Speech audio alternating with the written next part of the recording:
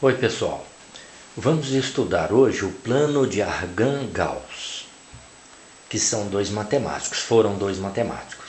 Nesse plano são representados os números complexos reais e não reais. Como que é representado? O número complexo z igual a x mais y. Ele é representado pelo par ordenado xy. Veja aqui, x, y. Esse pontinho ele é chamado afixo do número complexo, certo? Veja que a parte real do número complexo, que é x, é representado no eixo x. Aí o eixo x é chamado eixo real. E o y é representado no eixo que foi chamado, eixo y que foi chamado eixo imaginário do número z. Esse eixo imaginário ele contém o y e o eixo real contém o x.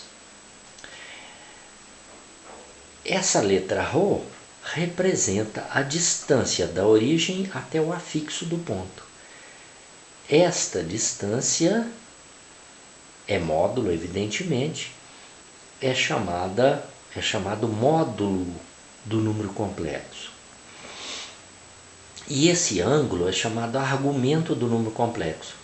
É o ângulo que esse segmento, OZ, forma com o eixo x.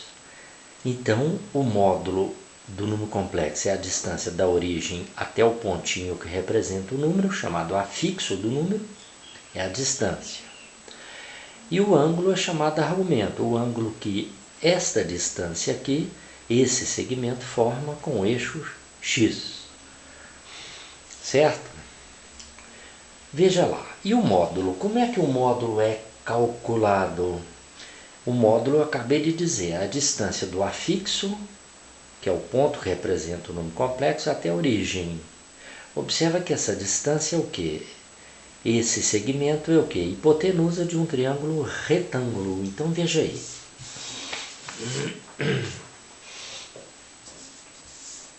Veja lá. Módulo, representado pela letra ρ, é a distância do afixo de z até a origem do sistema, 0, 0. Veja aqui, hipotenusa, aqui é y, na verdade, ó, y, e aqui é x. Então veja bem, teorema de Pitágoras, ρ ao quadrado é igual a x ao quadrado mais y ao quadrado. O ρ, então, é a raiz quadrada de x ao quadrado mais y ao quadrado. Quem é x e y? São o x e o y do ponto, do número complexo, da forma z igual a x mais yi, chamada forma algébrica, né? Então, nós vamos usar essa fórmula para calcular o módulo, a distância do afixo até a origem. Argumento, argumento θ. O que é o argumento θ? O argumento é o ângulo que esse segmento OZ forma com o eixo x, esse ângulo aqui. Veja que neste triângulo, o seno de θ, como é que se calcula seno? Cateto oposto dividido pela hipotenusa. Então, o seno de θ é y sobre ρ. Daqui nós podemos tirar que y é igual a ρ vezes seno de θ. E o cosseno de θ? O cosseno de θ é cateto adjacente a θ, que é x, dividido pela hipotenusa, que é ρ. Ou ainda, x é igual a ρ vezes cosseno θ. Nós vamos precisar dessas relações aí para poder identificar o número complexo. Então veja bem, um número complexo ele só fica perfeitamente determinado no plano se nós conhecermos o módulo dele, que é o ρ, ou seja, a distância do pontinho que o representa até a origem, e se nós conhecermos o ângulo que esta reta forma com o eixo x. Então, o número complexo só está perfeitamente determinado se tivermos o módulo e o argumento. Tá?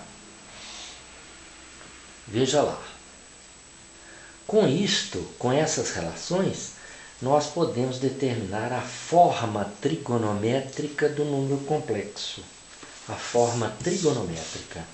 O que é a forma trigonométrica? Vamos ver aí.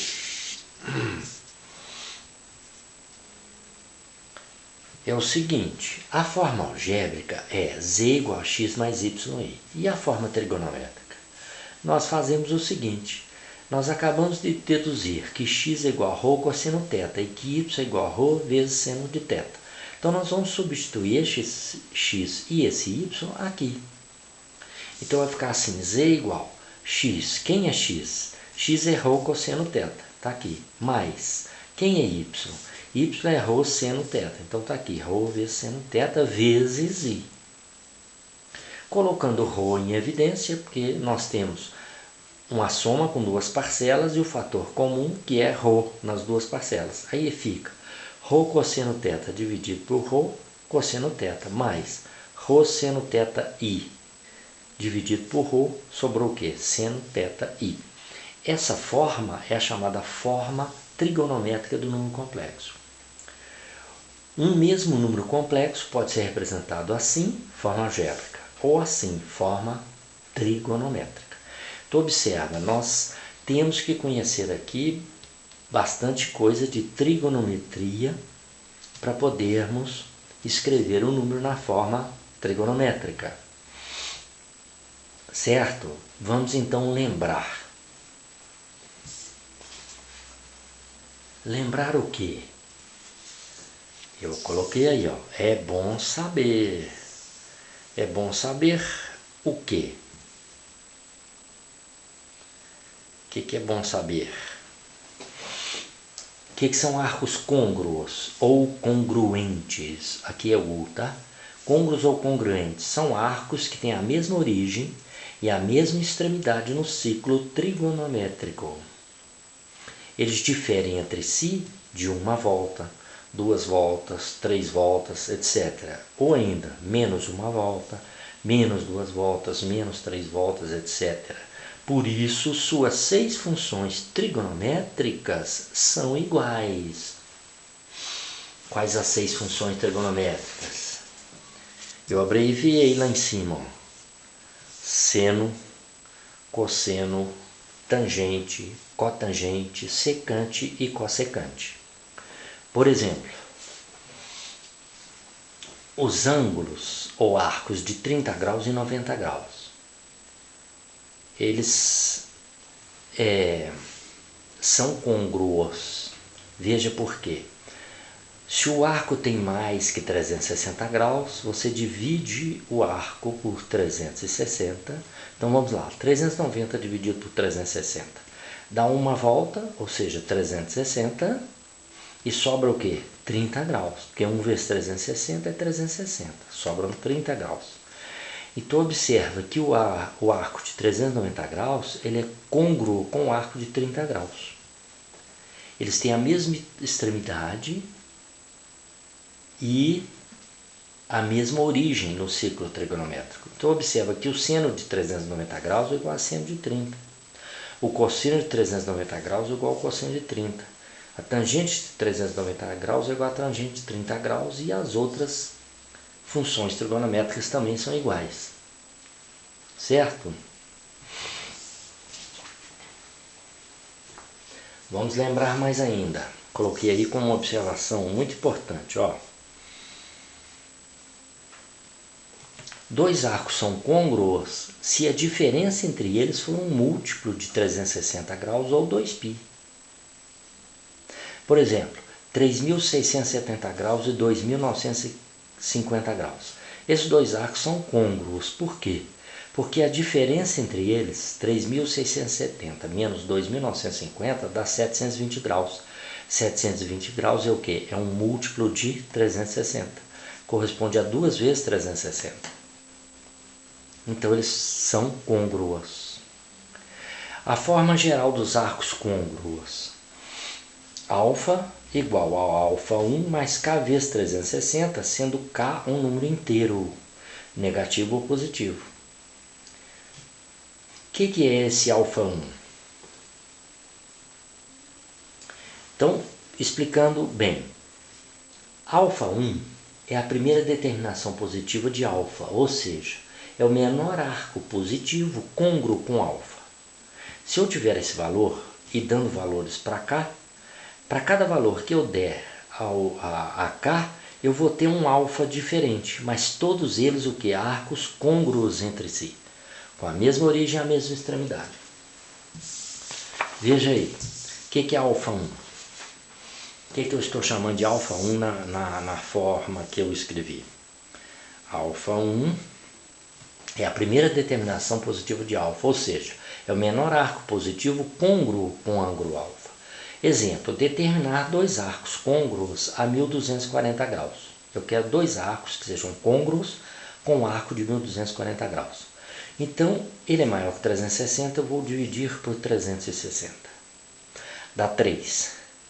3 é 0, 0. 3 é 6, 18, para 24, 6, vão 2. 3 vezes 3, 9, mais 2, 11. 12 menos 11 e 1. Sobraram 160 graus. Ou seja, 3 voltas completas e mais 160 graus. Esse 160 graus é o alfa 1, ou seja, é a primeira determinação positiva. Então, como que ele entra na forma dos arcos côngruos? Alfa igual 160, que é o alfa 1, mais K vezes 360.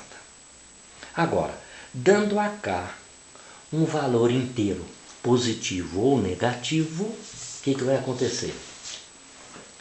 Valor inteiro, positivo ou negativo. Olha lá o que vai ocorrer.